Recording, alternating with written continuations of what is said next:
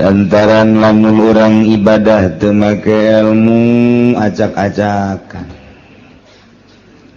lamun urang ibadah teu paham kanu diibadahan acak-acak. Wal amalul qalil yanfa'u ma'al ilmi billah.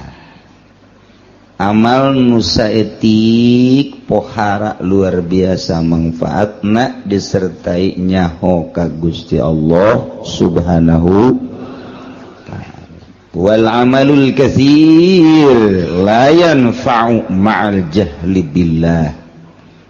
Amal anu saadag-adag, amal anu sababaraha godag, godag kuloba-lobana tapi bodoh ka Allah teu manfaat saeutik-eutik aja. Teu puguh atuh ibadah bari teu nyaho ka Gusti Allah mah. Mun teu nyaho ka Gusti Allah engke ibadahna salat bae ngahareupna teu puguh.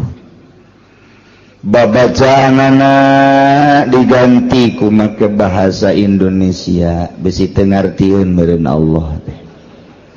Pan bolon eta kos kitu teh. Teu ngarti ka Allah mah acak-acakan ibadah teh.